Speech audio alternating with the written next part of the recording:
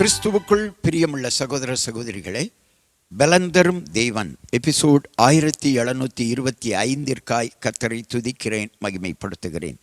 இந்த நாளிலும் ஏசாயா 45 அதிகாரம் 17வது வசனத்தின் ஒரு பகுதி சொல்லுகிறது, நீங்கள் என்றென்றைக்கும் உள்ள சதா காலங்களிலும் வெட்கப்படாமலும் கலங்காமலும் இருப்பீர்கள்.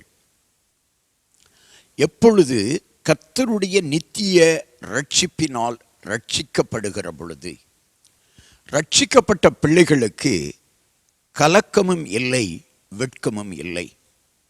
இந்த செய்தியை கேட்டுக்கொண்டிருக்கிற என் அன்பு சகோதரனே, சகோதரியே, மகளே, மகனே, நீ ரட்சிக்கப்படாமல் கிறிஸ்தவனாய் வாழ்ந்து கொண்டிருக்கிறாயா?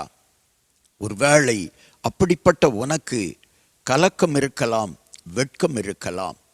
இன்னைக்கு ஆண்டவர் சொல்லுகிறார், நீ ரட்சிப்பின் அனுபவத்திற்குள்ளே வந்து விடுவாயானால் நீ கலங்க மாட்டாய், வெட்கப்படுத்த மாட்டாய், வெட்கப்பட மாட்டாய், கலங்கவும் மாட்டாய், வெட்கப்படவும் மாட்டாய்.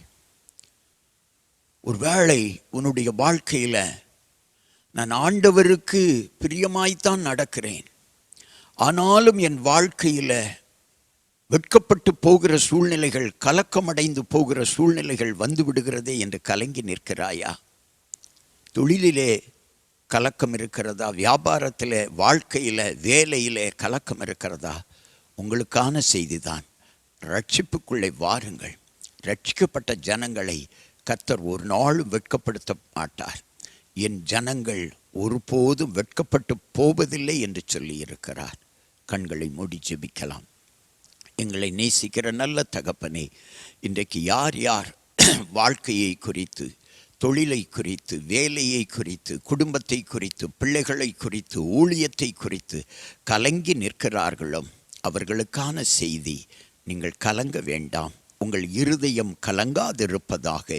ஒருவேளை வெட்கப்பட்டு போய்விடுவேனோ வாழ்க்கையில், தொழிலில் என்று கலங்கி நிற்கிற மகனே, உனக்கான செய்தி, நீ ரட்சிப்பின் அனுபவத்திற்குள்ளே வா.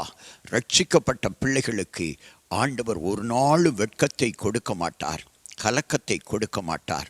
ரட்சிக்கப்படுகிறவர்கள் ஆண்டவருடைய பிள்ளைகளாய் மாறிவிட்டபடியினாலே அவர்கள் கலங்கவும் மாட்டார்கள், வெட்கப்படவும் மாட்டார்கள். இந்த செய்தியை கேட்டுக்கொண்டிருக்கிற என் அன்பு சகோதரனே, சகோதரியே, மகனே, மகளே, எந்த சூழ்நிலை உன்னை வெட்கப்படுத்த நினைத்ததோ, எந்த சூழ்நிலை உன்னை கலங்கடித்து கொண்டிருக்கிறதோ, அந்த சூழ்நிலைகளை மாற்றி தேவன் உன்னை கலங்காமலும் வெட்கப்படுத்தாமலும் இருப்பார்.